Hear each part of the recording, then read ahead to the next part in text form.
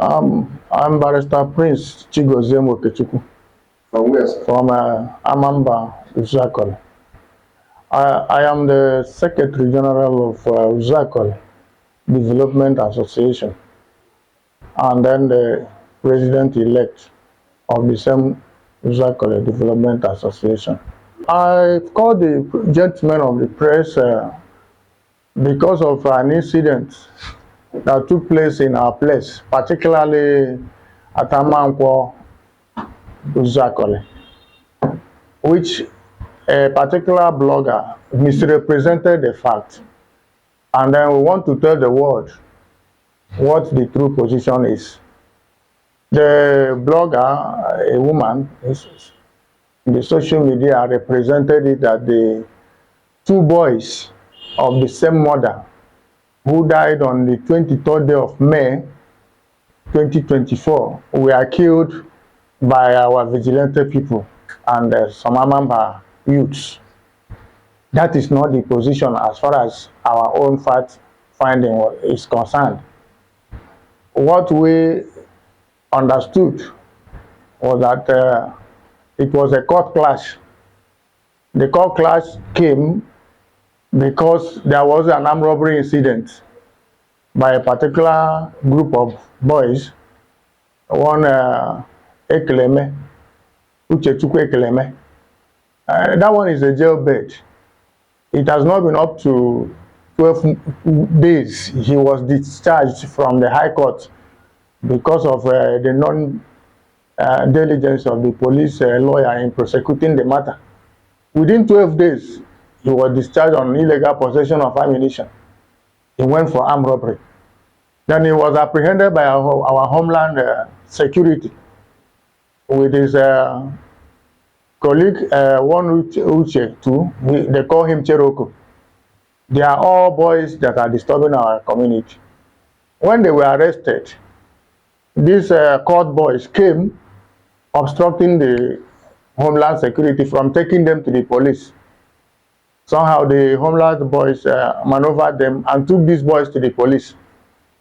Now, enraged by their beating, by maneuvering them and taking these boys to the police, they went and convened their court members from the neighboring villages, Ozitem, Alohom, Mba, and Oban.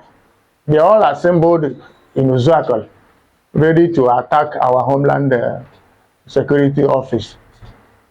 Now, when the CSO, that's the Chief Security Officer of the Homeland, Mr. Oliver Enyine, got a wind of that, they had to run to the police and army in Uzuakoli to come to their aid. The police in Uzuakoli, in their usual manner, did not respond immediately, but the military did. The military men had to come to their aid. And on getting to the civic center, they discovered that those boys are actually convening at the family house of these deceased boys, which is a criminal den in Uzuakoli anyway. And that has been a place where they commit a lot of atrocities in Uzuakoli. They sell Indian hemp there, they sell cocaine, they deal with arms. The social mothers are there and they traffic on children. So when the military went there, one of the boys, one of the deceased boys, the younger one, was the person that was reported to have opened arms on the military men. And then the social girls that were with them, with the other boys, were hurling stones and the bottles on the military. So the military operated with caution in order not to kill innocent people, and they not return fire for fire. They went home, but then they have dispatched most of them who were afraid. They ran away. So they feel they have disorganized them for the day and went back to their base. Curiously, that evening, there was supposed to be a night wake-up of a man and a son that died mysteriously.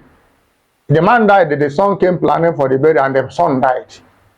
So they were to be buried on the 24th. And then that 23rd night was their wake-up. So many people came home for the burial.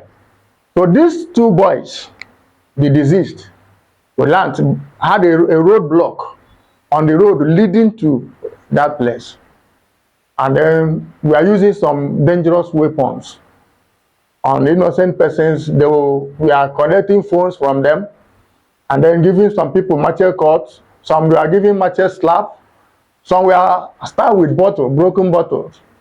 So that was what provoked the fight. So a parallel organization or their cult members had to challenge them.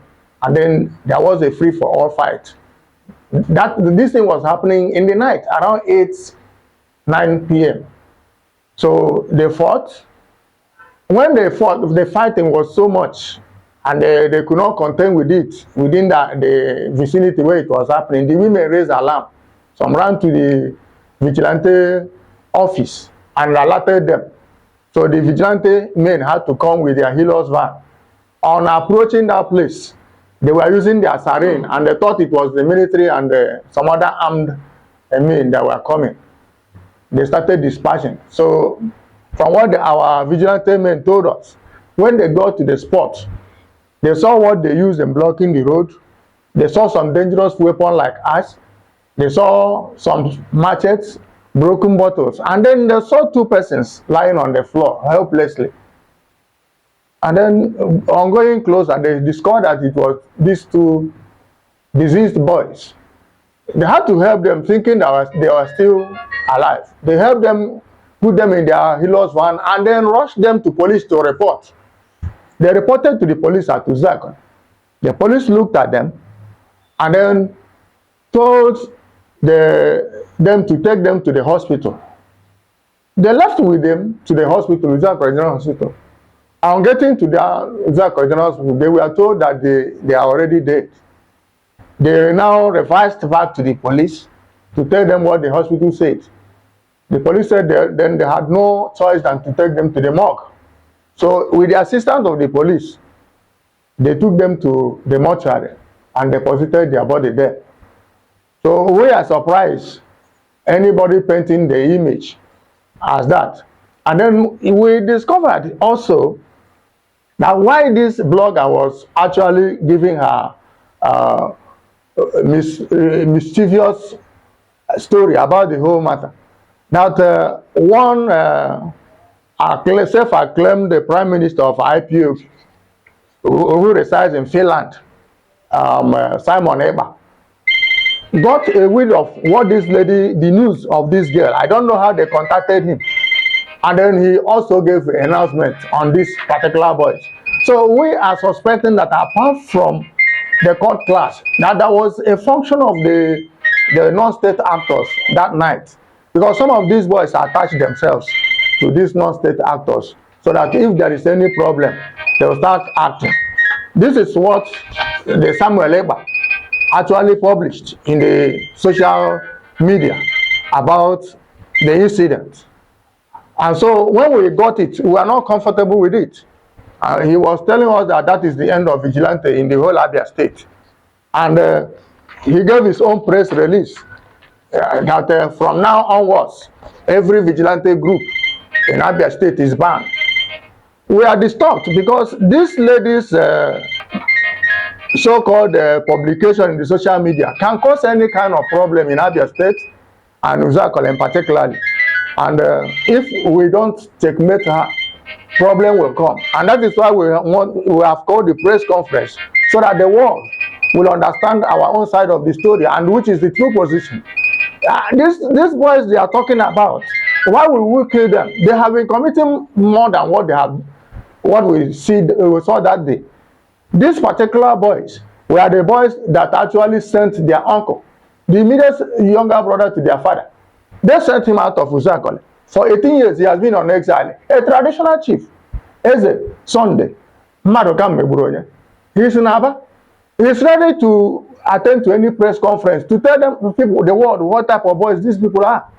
These same boys are with their brother, Uchechukwu, raped the wife of this Eze. The wife of their uncle, they raped it. This is a sacrilege. Now, this girl that ran to the blogger, who said she's Esther Okechukwu, is the same girl that had a marriage relationship with one son of Uche from Amankwo Uzuakoli. She had pregnancy for this boy, gave birth, and so did the baby. It is in the public domain. This some girl with the Uchechukwu and the people that lured the woman, a Yoruba woman living in Abia Uzuakoli. He lured the woman out of Uzuakoli, who is a pregnant woman. The woman put to bed. They sold the baby. These things were reported to the police and was in any form stampeded, and he never saw the light of the day. They were not charged.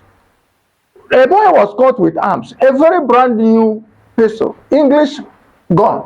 And when he was asked, he said, told the police and the vigilante men that the people that supplies this arm is this Uchechukwu and the sister.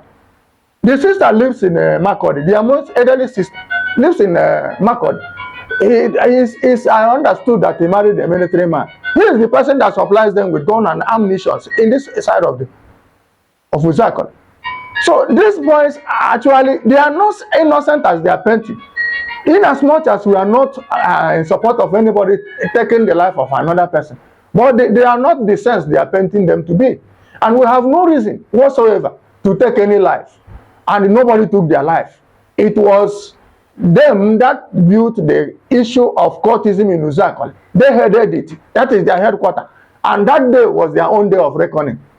It was a kind of a court clash or whatever thing they may have a link with their Samuel Eba, who is now giving an announcement. So Uzuakoli is not involved. Our vigilantes are not involved. They are trained. They were not trained to take life. They were trained to apprehend criminals and hand over to police for prosecution. And that we have been doing. From Eluama. He's told us and is videoed that he is the state coordinator of the Aro people. And then we are trying to know, we assembled these boys. How and who are those people that confronted you that night that led to the death of these boys?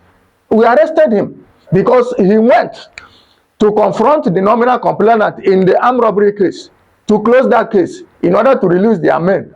They call them their capo, in order for them to release him and for him to go. That was what led to all these things. So the police arresting him in Uzuakoli now has released that boy, and he's not in Uzuakoli. You ask them, they tell you he's at Isukwato. You go to Isukwato, he's not there. Money must have passed hand. If money has not passed hand, we are calling on the commissioner of police to call on the DP Uzuakoli to produce this in Nkemakola from Eluom Uzuakoli.